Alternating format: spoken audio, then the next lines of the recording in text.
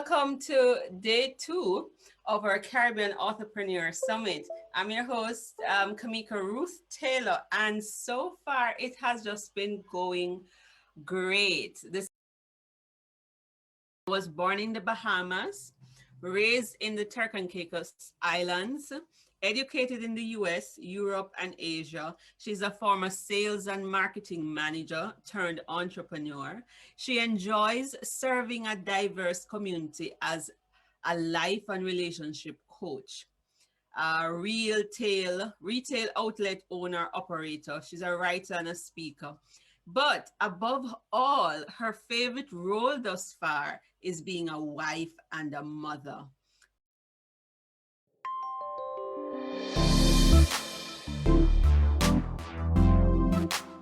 But I am Raquel Newman, the co-host of the Caribbean Entrepreneur Summit. And we seem to be having a bit of technical difficulties at this time. So for our speaker, Jena Janse, did I get that correctly?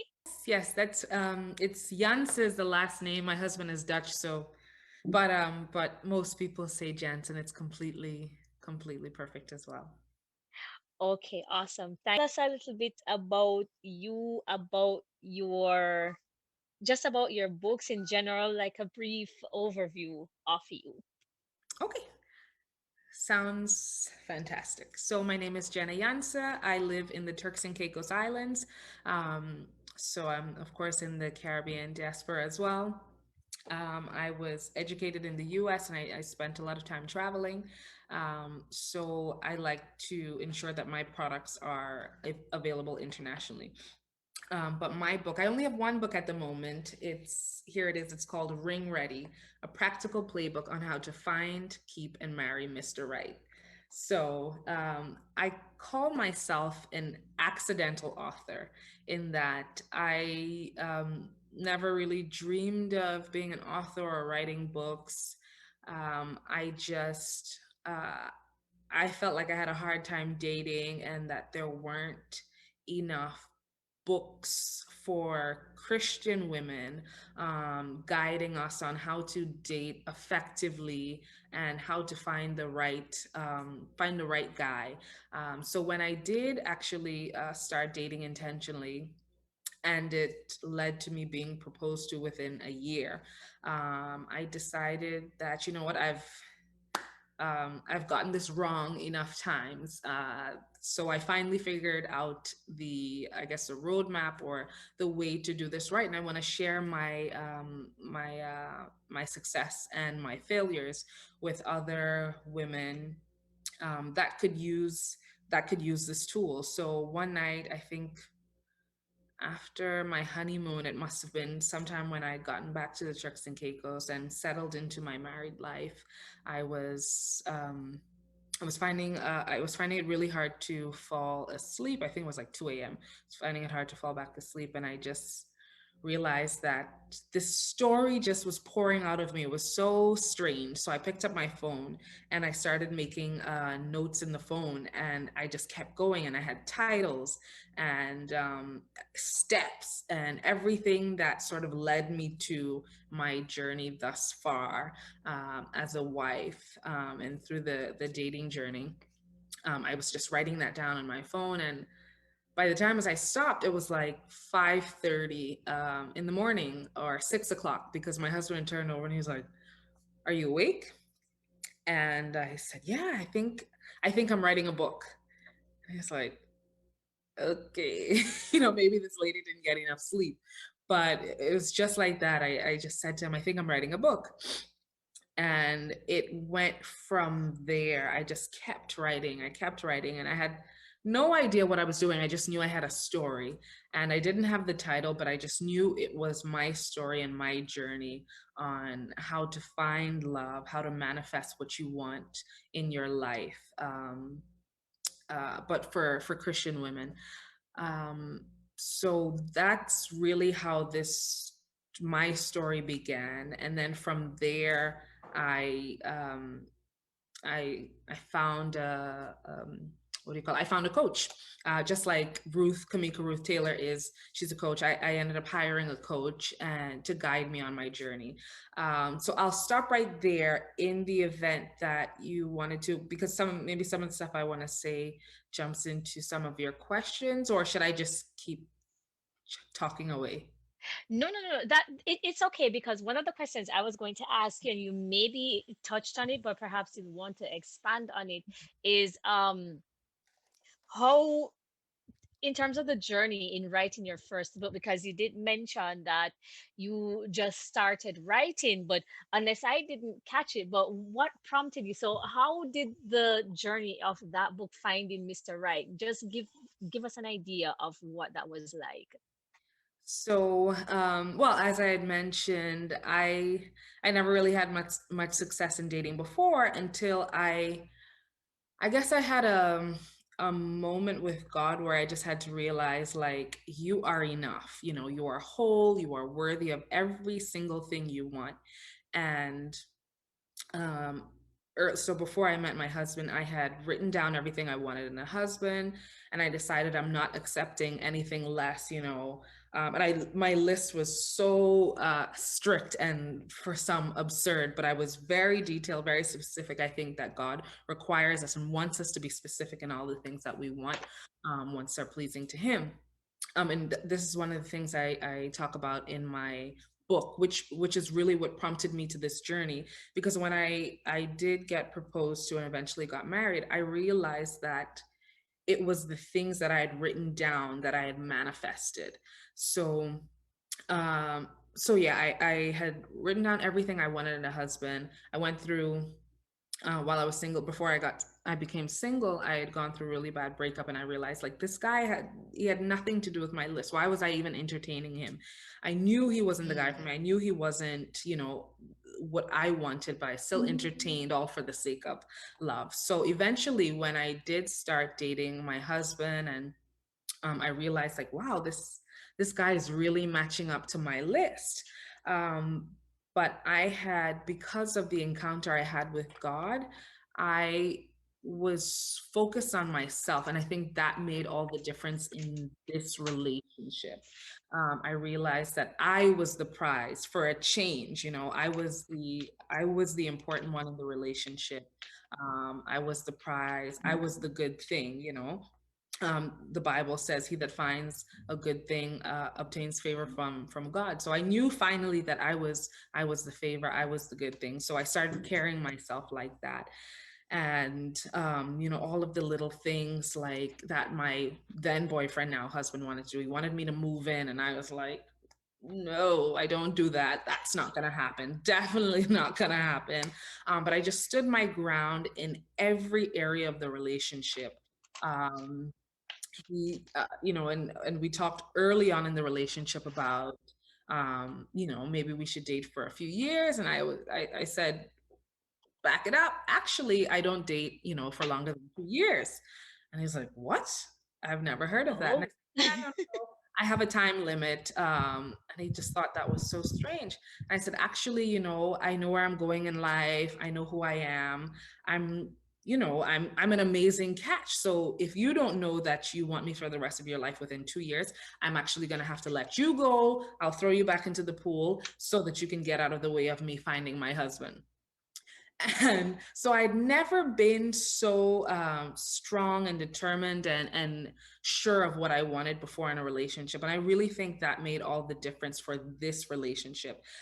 So although he had, and that conversation didn't go down very well either. I didn't even know if he would ever contact me again, but I didn't care either. You know, these were my, I guess, my non-negotiables. And I thought, well, I'll put them on the table, and either he stays at the table or he doesn't. Either way, I know God has someone for me. But months later, he proposed to me. And then, you know, after we got married, I realized, you know what?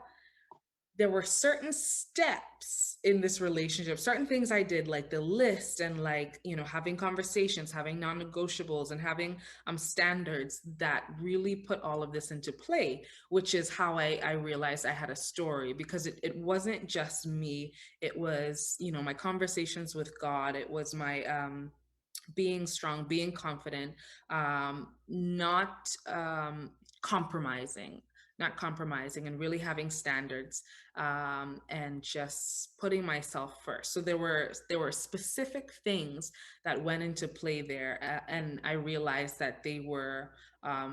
I felt like they were worthy of putting them into words.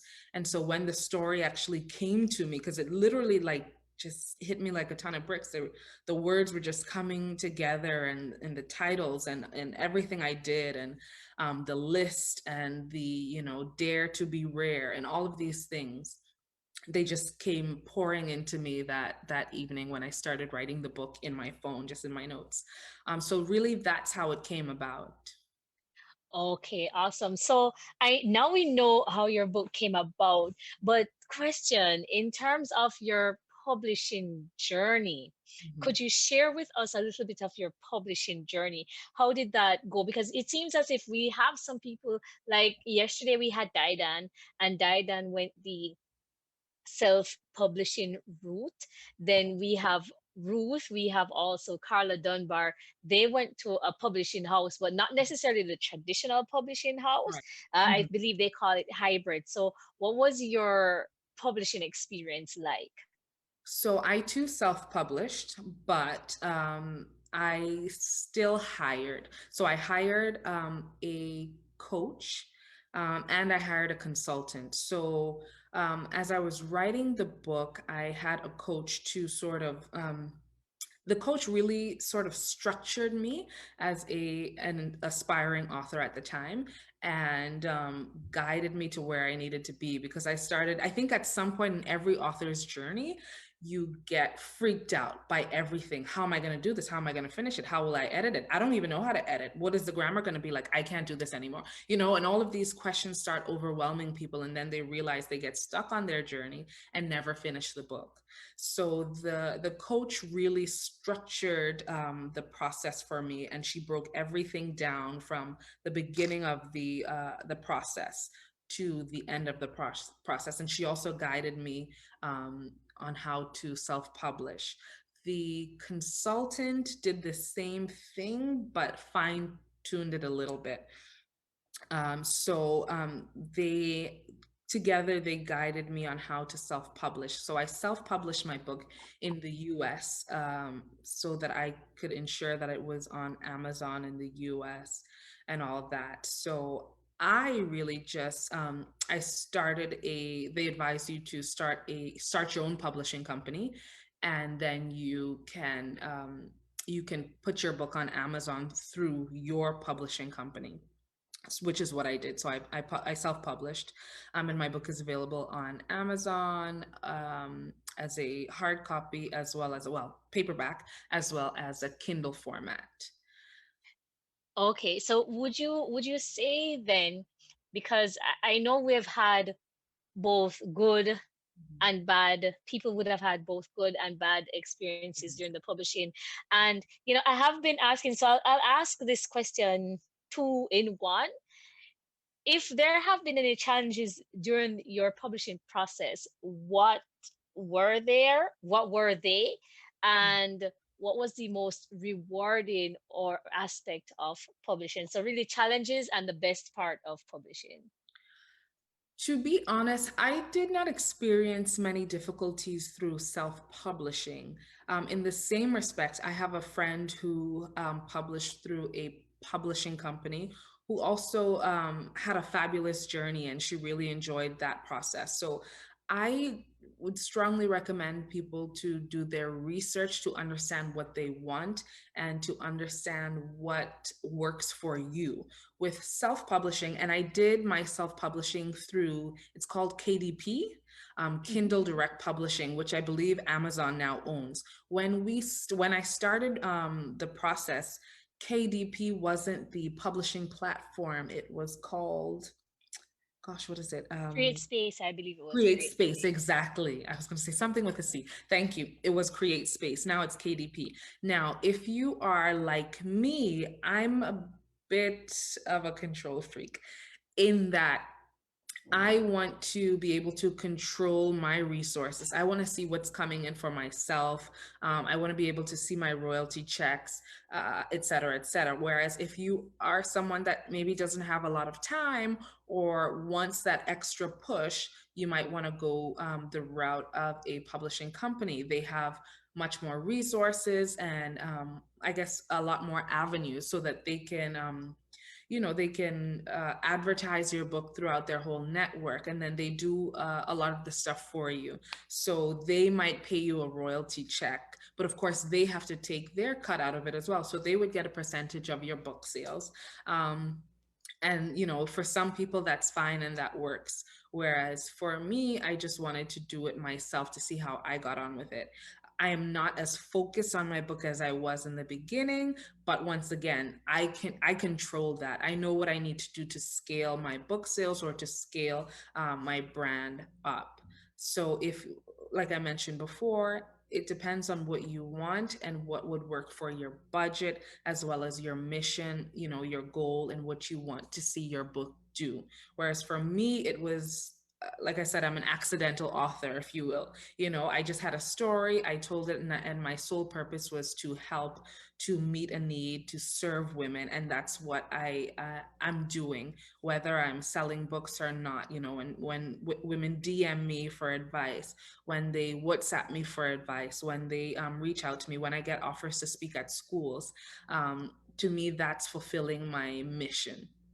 So that worked for me. Okay, so let me make sure I'm getting that, guys. And I just want to reiterate, because what I'm hearing here is Jenna got a coach to guide her through the writing as well as the publishing process. Well, she, even though she self-published, she took a slightly different route, because you created your own company and Mhm. used that to self-publish your book on Amazon. I know now things are different, or Caribbean authors are also getting their books published on Amazon, but there seems to be a recurring theme, and I just want to highlight that, in that you definitely need coaching and mentoring, Mhm. and you definitely need to know what the process is like, but also you need to write from the heart. You need to write from a point of helping people, of a point of sharing your story, so that it may help somebody else, not necessarily for money, Mhm. but to make sure that whether somebody else doesn't make the same mistake that you made, or in your case, having single ladies know their worth. So, Mhm. having said that, what is the most rewarding aspect of being a published author? I- what is it like? What's the most rewarding part? Because you are a published author now. So, what is most rewarding about it?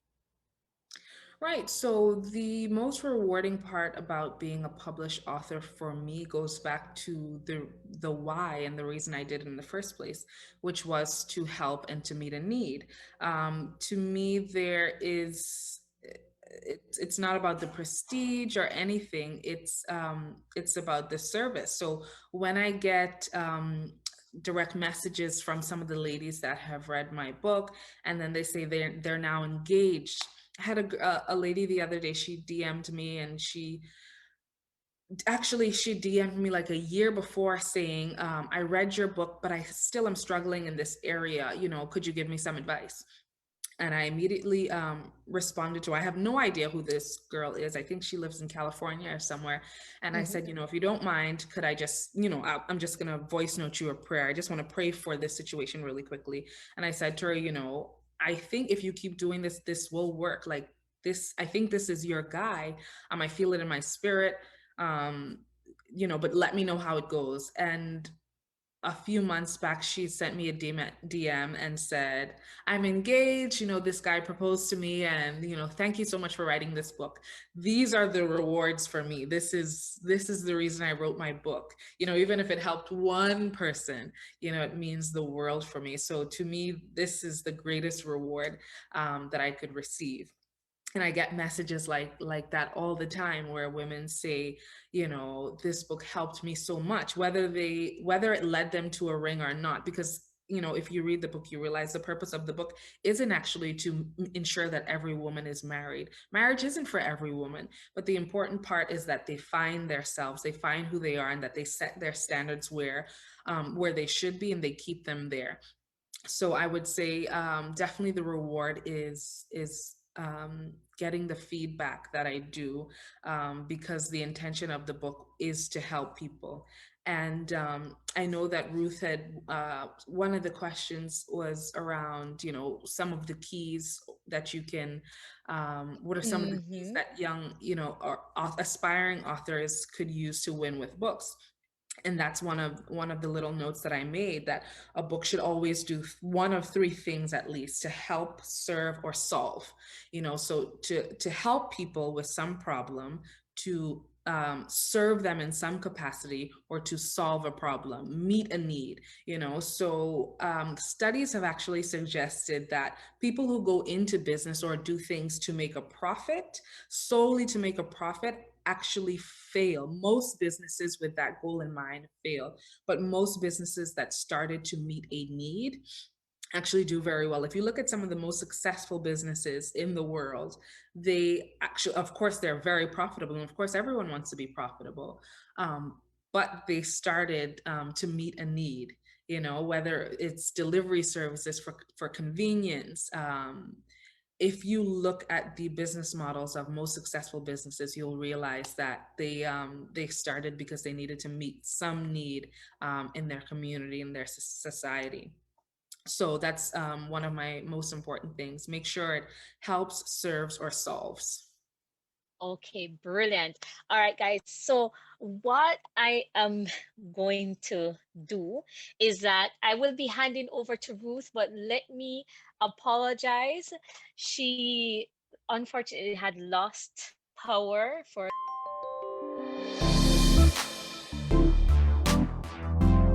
The three most important things that I discuss in the book.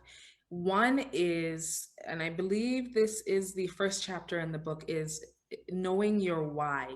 You have to understand the why in every single area of your life and any uh, avenue you turn to. So whether you want to start a business, whether you want a career change, whether you want to get married, you first have to understand and ask yourself why. you know Before you can answer that question, you can't jump into anything because you have no idea. And when you answer that question why, then you actually see whether you're even ready or not to be in a relationship or to be married. So I really had to do that work for myself, but that's where I suggest everyone starts. Why? Because then you realize, well, I actually may not need a husband, I may need a dog. There's so many, or I might just need a burger. But we have to, as funny as it sounds, we have to start asking ourselves why.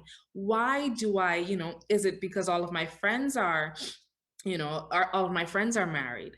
It sometimes we don't even want what we want, but because society has made it look so luxurious or so necessary, or so, the answer might be, oh, because I just want to have sex. And then you might realize, well, I'm after the wrong thing, and maybe I need to explore a different avenue. So you really need to understand why and pray about it, for God to reveal your true intentions and your heart's true desires. It could be that, and one of the things I talk about in the book is, you're ready to help make someone else better. You're ready to also make yourself better. You're ready to serve. You're ready to find that godly match, or you're ready to live the rest of your life with someone. And when you say you're ready to live the rest of your life with someone, that you also understand that you're ready for sacrifice, major and complete sacrifice, because that's what it is. That doesn't mean losing yourself, of course, but it does come with an incredible amount of sacrifice. So you have to understand your why. You start with that. The second thing, and I'm pretty sure this is chapter 2 of the book, also is, and I discussed this earlier, is that you have to. I recommend writing a list. The Bible talks about writing the vision and making it plain or clear. So Write down what you want, down to, I mean, specifics. You can be as specific as you want. Do you want them tall? Do you want them short? Do you want them a little pudgy? Do you want a pot belly? You know, some ladies like, some ladies like pot bellies. I particularly don't like super skinny men. So, you want to be specific. I think God loves when we are specific, because I feel like it shows him that, we trust him with what we want. That doesn't mean he's going to give us what we want, but I do believe that he gives us the desires of our heart. And if the desire is not of him, he will remove that desire. So I recommend people to write their list, be specific. I was extremely specific about what I wanted in a husband. I wanted a man with no children. I wanted a man that was not jealous. I wanted a humble man. I wanted a faithful man. Don't miss any of these little unimportant, very important details out. I even wrote, I wanted a man with nice teeth. Everything that is important to you, write it down.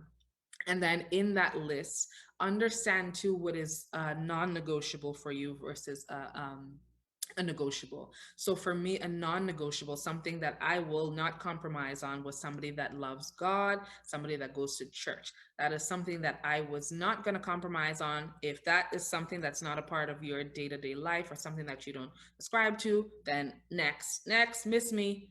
That wasn't going to work. But then something like, oh, on my list was also a man that dresses well. That's a negotiable. I could work with that. I'm like, I could dress you. But if you do come well dressed, it's a plus. So have your list, but also understand what is negotiable versus what is non-negotiable. And lastly, I would say don't compromise on your standards. And then I always tell women too, men don't like nice women, and I say that as a joke because I find that women who go overboard with being nice, and I have to do this for him, I'm gonna bring him lunch, I'm gonna do his laundry, they're the ones who become doormats and they get walked all over. Have your standards, do not compromise on it. From the beginning of the relationship with my husband, I had certain conversations with him. I was very clear about what I wanted out of the relationship and what I would do versus what I would not do. One of the things I said I will never do for a man that wasn't my husband is clean and do his laundry and stuff. And I never did that. I won't do it. In my mind, I said, there are certain things that are wife duties. And even that to me is not a wife duty. That's a couple duty. But, everyone is different. And you discuss as a team and as a unit what works for you and what you can do and who likes doing what. But I have certain behaviors and characteristics that I think are just, they're total wife characteristics, wife behaviors, and you should never cross that line as a girlfriend. So I make those things very clear from the beginning, and I discuss that in the book as well. Don't act like a wife if you're just a girlfriend.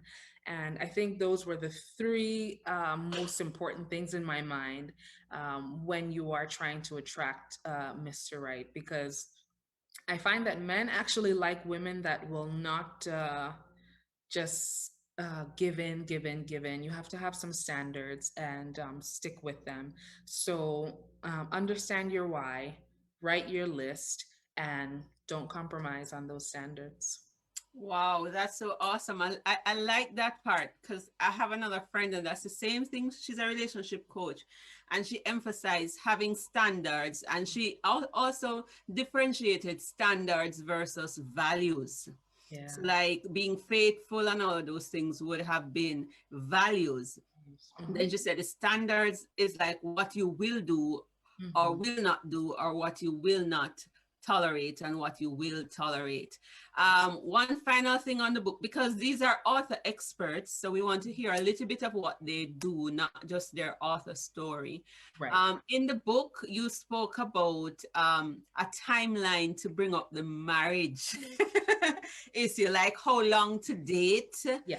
and before you bring up the marriage question. Can you just give us a synopsis of that? Because I found that quite intriguing and unnerving at the same time. Yes. So I had mentioned it before briefly, but it might have been our second or third date.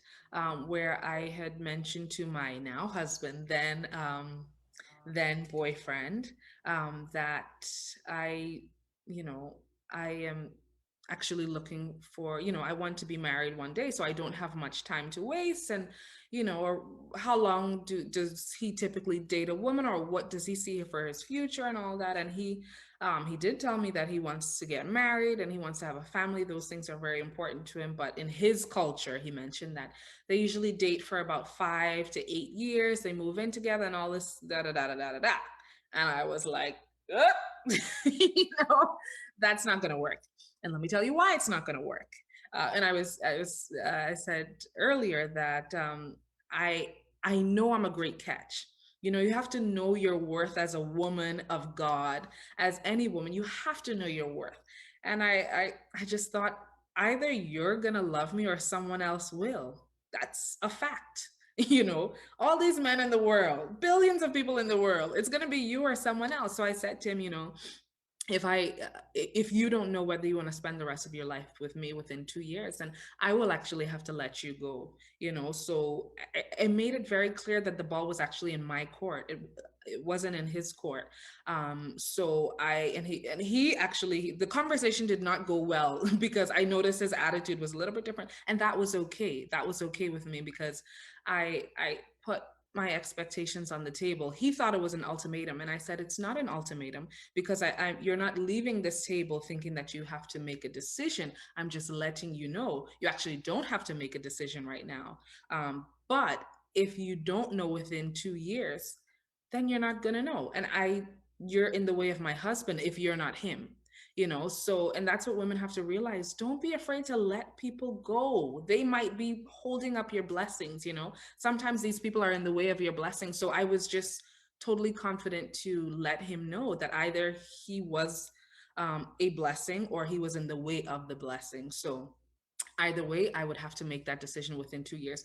We don't have time to waste. We are women of business. We're women of business. Come on, women, you have there's a value to your time. There's a value to my time. If you think about the money that you make on your job or as an authorpreneur, calculate how much you are, you're worth by the hour. Not necessarily worth, but calculate how much your time is worth.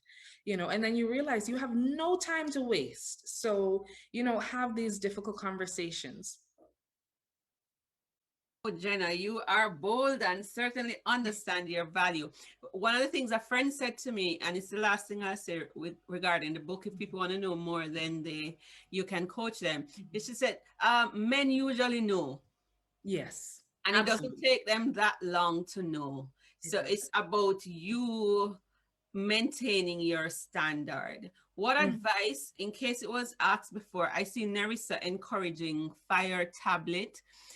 What if you've been bound by fear for a long time in terms of writing your book and maybe you're stuck? What would you advise someone about that in terms of moving forward to finishing that book and getting published? If they're bound by fears, fear is affecting them. You have to ask yourself, what are you afraid of? And that was my fear as well, because I'm thinking I'm writing a personal story. Although I'm giving advice on how this worked for me, it's still personal, and I'm putting a lot of details out there. What will people think? Will they hate the book? Will they hate me? Will they will they dislike it? Are they going to write negative comments? And the reality is, well, you're putting something out there that is your hard work, your heart and your soul you pour into this thing. And yeah, there is a chance that people won't like it, but that still, their opinion still has nothing to do with your purpose. You have to remember the purpose, the why, and the reason, the goal, the reason that you're doing it in the first place. And the truth is, I actually have gotten negative comments that just make me gutted, but more often than not, it's people that dislike my relationship or dislike something else, or so the reality is, understand the fear, face the fear, because the fear is real. It's a natural emotion. Face it, understand it. Why is it keeping you back? And then move forward from it. Another fear of mine was, how will I know how to do everything? How will I know it's good, not good, whatever. And my coach said, you're stressing over the wrong things. You're stressing over whether you're gonna have the right, put things into perspective. And she's like, that's what editors do. That's what, you don't need to be everything. Just write the story. As an author, your sole purpose is to write the story. You're an author, which means you're an authority in this subject, like you had mentioned before, Ruth. So just focus on that. Focus on your authority. Bring out your expertise in that field. That's your job. Let experts in other fields focus on the rest of that. Let your consultant focus on how you're going to publish the book. Let your editor focus on the grammar and putting things into place. So I realized, yeah, I'm stressing and worrying over the wrong things. And you know what? My book actually printed with a couple of mistakes in it. I thought it was the end of the world at the time. Just pulled it off the internet, changed it, fix it, boom, put it back out there. What are you afraid of that can be fixed? Michelle Obama's book had mistakes in it. Get over it. Get over your fear. Your fear is not going to help people win in life. Your fear will not help you win with your books. Remember, the purpose of these books are to help solve or serve. Your fear is not going to help you do that. It will hold you back from the true purpose. So you're going to have to face it and push through it. Right. So, the purpose is to help solve or serve. Don't forget it, especially with nonfiction books. All nonfiction books solve a problem. And yes, as Narissa says, they are bestsellers produced by like Penguin Random House that have errors. Even my Bible, sometimes I have found one or two errors. Not big, sometimes it's an is that becomes an as, a typo. But the thing with digital printing and independent publishing, you can always go back and change. Amazon allows you to do that. So in case you don't know that, if you're new watching the replay, Amazon allows you to go back and fix it. What I tend to encourage with the print book, print proofs before. If you can't read it, because there are certain things you don't catch on the screen, and get additional eyes. I had one book that I read over and over. I had maybe about 5 others read it. And at the end, after putting it out, I saw a typo. And I'm like, how come none of us saw that? But then you understand it's part of the process. It's not the end of the world. You're trying to help serve, solve a problem. And I turn it over to the audience. Jena has to go shortly. But do you have any questions for her, something or comments? Or if you don't have any questions, what are your key takeaways from this session? I do want to say, Jena, I thoroughly enjoyed this session. I feel like we were almost programmed to think that, don't, just tap dance over certain things. You don't want to push him away, or, but the reality is, who cares if he goes, who cares? We have to remember that the dating pool is huge. We're not limited to where we are anymore.